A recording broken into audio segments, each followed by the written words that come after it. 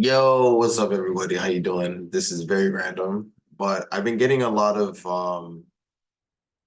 requests, and also I had, the kind of like the urge anyways to kind of do some breakdowns of some edits from time to time. This one today is part of my STiXX editorials that I did 5 years ago, but yeah, let's bring it back. So shout out to my boy Jono because he's the most recent person I had a conversation with about this. Um, yeah. So a lot of people have been enjoying the Office Movers. I cut 3 episodes for that for season one. Hopefully there'll be many more future seasons because I really enjoyed it and I've been seeing a lot of other people have been enjoying it. So I cut episodes 102, 104, and 106. And a lot of people loved one of the scenes from 104. It was actually released earlier with Ricardo and Everett with the elevator conversation. So we can look into that as I open up Avid. I'm gonna share my screen, y'all. So yeah, let's get right into it. So as you can see here, um, first off, love this episode, Trinity. This is my full timeline. The red is for media that's offline because I already consolidated it and I had to blow away the media and whatever. But for teaching purposes, I usually keep my timeline so I can just go into the scenes itself and just be like, okay, this is kind of like what the process was. But I don't have like my earlier cuts, like my editor's cut or whatever. Not necessarily in here. I just have the what's final. Um, so playing it forward and whatnot. So we have Ricky, he's at the elevator. I just want to make sure that, being motivated for like, okay, what the hell is going on? Kind of take some time with it, just like what's happening. You know what I mean? Like it's just such great acting, great movement. And then this scene. The boss. Sorry. And I was waiting for the elevator, and the elevator is not there. So for this scene, I actually only used, as you can see, 104.21 2A, like this was the same take.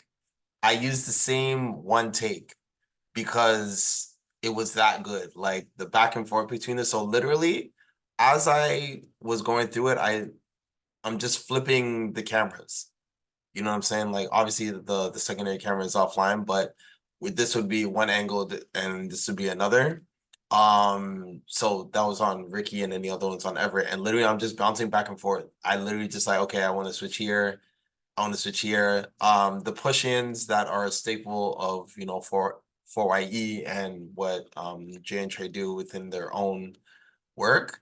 That was basically just a resize, or 3D warp, and then I basically just pushed in the position and the scalings, as you can see by the keyframes, and they're very particular, just like, yeah, like 3 frames or 4 frames or whatnot. So working with Jay and Trey was really dope because of the fact that they're so particular as to what they want.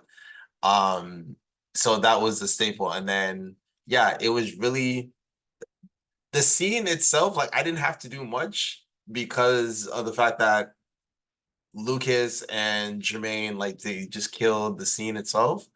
And so I didn't have to do anything more, you know what I'm saying? So I'm literally just bouncing between these two takes. As you can see, 104.21 second take, and that's literally all it is. I didn't use anything else. I'm just like, yeah, well, this is what it is, right? The elevator coming up like that. You know, it's like these. The elevator.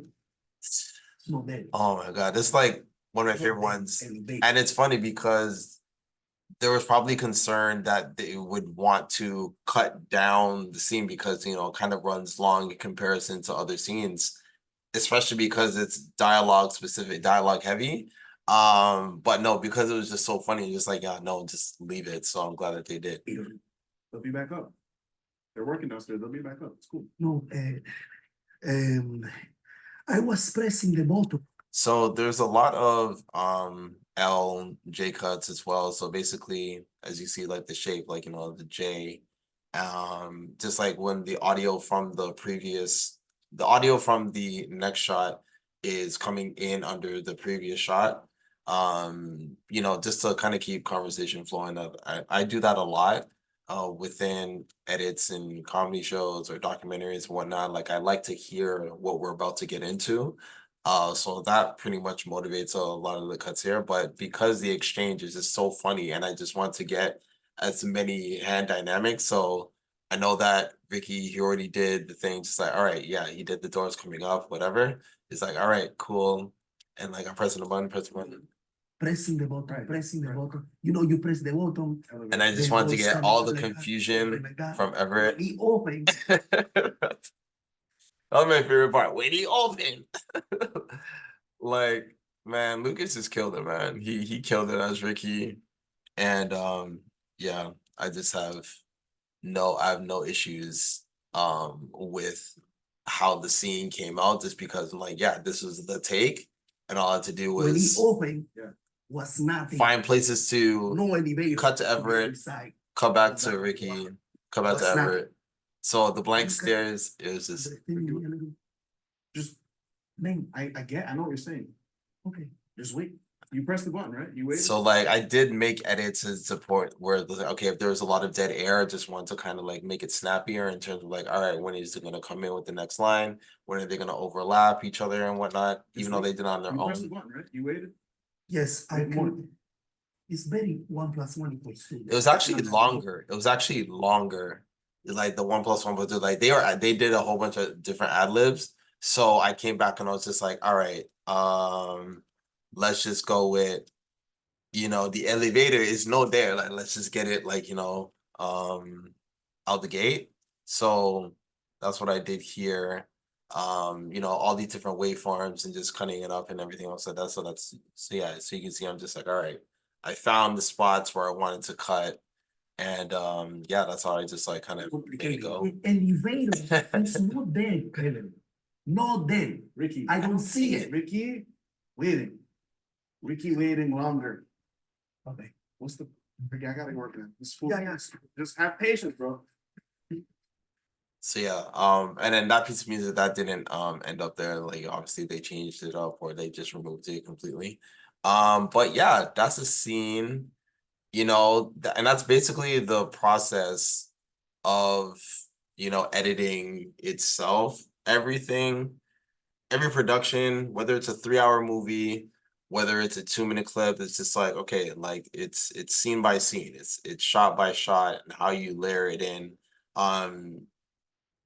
When you get all the footage, and especially for me, like, you know, there is some angst because you're just like, okay, there's a lot of footage I have to sift through and everything else like that. But I go through different takes. So, you know, there's editor's logs, there's continuity reports, and typically the director, they will star certain or circle different takes of like the ones that they like. I deal with the circle takes first. And then if there are alternate takes that have better reads or just better flow in terms of, you know, if a particular line of dialogue was said a particular way that is more aligned with the scene, or if we just want a different type of motivation from one of the characters, or if like, you know, an ad lib, or if there's a particular shot and how it was framed and whatnot, it was better, then I'll go into that. So I start with like what the director likes, and then I kind of work down, just because building the assembly is the longest part. It's just like, all right, you got to go through every scene, you got to do all this, and then you sit with the director, then you break it down, send it out to producers, send it out to network, get a bunch of notes, and then sit with the creators and whatnot. So, and this is actually one of the rare occasions where I was able to sit with the creators themselves, Jay and Trey, to like go through the edit, because typically I only sit with the directors and then I'll sit with the producers, but producers are not necessarily the ones who like are ingratiated with the footage or just like, you know, every step of the detail, you know what I'm saying? Especially like, you know, when they're acting in it. So that was a great experience. And it was more basically of that, it was more the same. The other one was like the not in front of the client. Well, I guess like, you know what, let's go back. Let's go back. Oh wait, no, I can't show you that one because that timeline is different. But that'll be another episode. So there's that. I don't even know how long this is going for, but thank you for watching this. If you did watch it, I'll be posting wherever it's at. And then yeah, stay tuned for more STiXX editorials, I guess. You know what I'm saying? And watch the Office Movers. Watch the Office Movers, all 6 episodes on Crave. It's your favorite show. I've been saying this since I got the first dailies, since I read the script, since I did my first assemblies, since I did my first editor's cut. I knew it was going to be a hit. I knew it was going to be ridiculous, and I knew that it was going to be something that everybody loved because I loved it, and I put a lot of love into this show, as you can see. So, thank you very much. That's my word, STiXX. Bye.